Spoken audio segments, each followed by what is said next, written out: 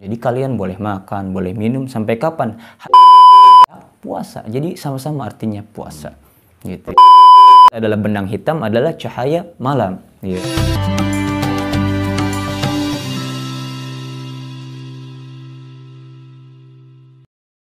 Bismillahirrahmanirrahim. Assalamualaikum warahmatullahi wabarakatuh.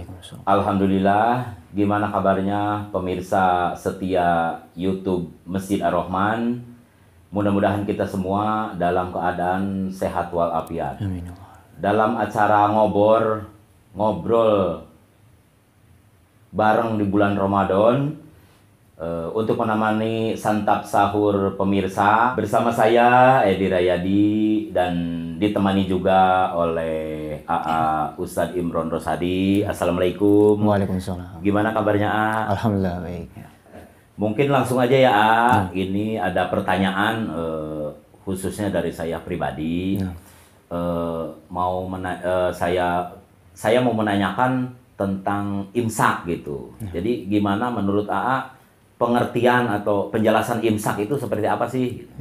Bismillahirrahmanirrahim. Alhamdulillahirrahmanirrahim. Allahumma sholli ala Muhammad wa ala ali Muhammad. Pertanyaan ini bagus nih ya. Masalah imsak. Jadi gini, imsak ini secara penafsiran bahasa nih agak keliru, khususnya di Indonesia gitu. Ya. Ini sepakat ya. Jadi as-saumu was-siyamu al-lughatu fil imsak. Jadi siam puasa, saum puasa, imsak puasa. Jadi sama-sama artinya puasa. Gitu ya.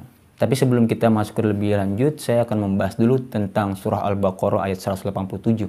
Ya, kata Allah dalam Al-Quran, A'udzubillahi minasyaitonirrajim, wa kulu washrabu. Jadi kalian boleh makan, boleh minum sampai kapan? Hatta yatabayyana lakumul haitul abyad minal haitil aswad. Ya. Jadi artinya kalian boleh nih makan, minum sampai kapan? Sampai kalian mampu melihat perbedaan antara benang putih dan benang hitam. Kayak gitu. Maaf Pak, mungkin maksudnya benang putih sama benang hitam tuh gimana tuh? Nah, ini bagus pertanyaannya. Karena di zaman Rasulullah pun sahabat sempat keliru karena bahasa ini adalah bahasa kiasan, ya, artinya punya penafsiran lain, ya. Dalam hadis riwayat Bukhari dan Muslim, ya, dari sahabat Adi bin Hatim radhiyallahu an, ini dia pernah nih ketika surah Al-Baqarah ayat 187 ini turun, ya. Ini dia bingung karena lanjutan ayatnya itu belum turun gitu. Sampai disimpulkanlah benang putih dan benang hitam ini benar. Dia menyiapkan seuntai benang putih dan benang hitam ditaruh di bantalnya, ya. Sampai malam hari dia lihat ternyata masih belum ada perbedaan. Kan kalimatnya jelas ya, sampai terlihat perbedaan antara benang putih dan benang hitam. Makanya dilihat nggak ada perbedaan nih. Begitu pagi hari dia temui Rasulullah, ya Rasulullah, ya tadi malam saya taruh benang di bantal saya berwarna putih dan berwarna hitam. Saya tungguin malam hari tapi nggak ada perbedaan ya Rasulullah. Ya. Lalu apa kata Rasulullah? Di sini kata Rasulullah berkata maksud dari benang putih adalah cahaya siang dan maksud adalah benang hitam adalah cahaya malam. Yeah. Dan di hadis yang lain, riwayat yang sama Bukhari dan Muslim dari sahabat Sahal bin Sa'ad, ya, beliau ini melihat orang kaum muslimin ini ketika kalimat makanlah dan minumlah sampai kalian dapati perbedaan antara benang putih dan benang hitam ini, mereka menaruh seuntai benang di kaki mereka, gitu, benang putih dan benang hitam. Mereka gesek-gesek, tapi tetap nggak ada perbedaan, ya, sampai akhirnya surat selanjutnya atau ayat selanjutnya tersambung, ya. Kalimat minal fajr turun. Ketika kalimat minal fajr ini turun artinya sampai fajar. Dan di sini baru jelas, ya. Minal fajr ini artinya ketika azan berkumandang, subuh dilaksanakan, ya. Karena benar ketika awal puasa itu, ini riwayat juga ini dalam hadis riwayat Bukhari yang lainnya, ini diceritakan ketika awal. Perintah ini kan awal nih, puasa awal, ya. Ini para sahabat makan. Begitu Bilal bin Rabah azan Allahu Akbar gitu, ya. Ini mereka masih ada sisa-sisa makanan di mulut, ada yang masih makan, maka mereka muntahkan itu semua, ya. Sampai akhirnya di pagi hari mereka minta solusi kepada Rasulullah. Mereka semua mendatangi Rasulullah, ya Rasulullah, ya bagaimana caranya kita tahu nih sebelum azan atau waktu puasa itu dimulai, gimana kita bisa tahu? Akhirnya ini bijak ya Rasulullah. Rasulullah kasih solusi dengan cara menambahkan dua sahabat di dalamnya. Yang pertama adalah Abdullah bin Ummi Maktub, ya. Yang kedua adalah Abdullah bin Mas'ud, ya.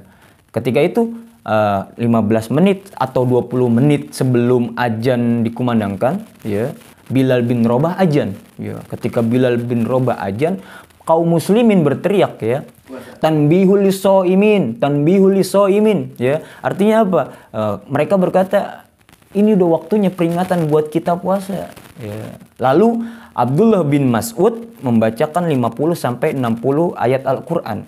Nah, maka di situ pula lah terakhir di waktu subuh muadzin Abdullah bin Ummi Maktub melakukan azan, dan inilah waktu kaum muslimin berkata imsakul lis-shaimin. Ya. Jadi kita tahu bahwasanya di zaman Rasulullah ini ada dua muadzin ya di Masjid Rasulullah. Yang pertama adalah Bilal bin Rabah, yang kedua adalah sahabat Abdullah bin Ummi Maktub. Ini kebetulan beliau radhiyallahu an ini buta gitu.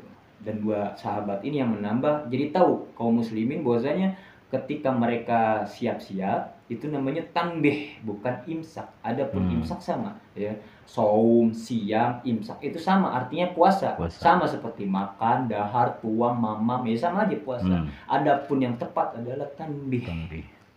Maaf Pak, berarti di zaman Nabi itu ketika bulan Ramadan itu subuhnya 2 kali azan gitu.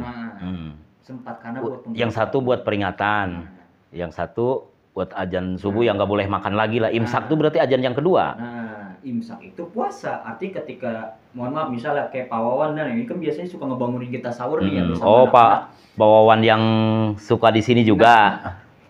Ya, itu kan suka bangunin kita sahur ya. Jadi ketika dia teriak, misalnya padahal waktu masih 5 sampai 10 menit atau bahkan 15 menit, beliau teriak, imsak, imsak, antum balas teriak aja tuh. Ya, belum Pak Wawan, ini masih tanbih. Ya, masih bisa. Peringatan ya. Adapun imsak adalah waktu kita puasa.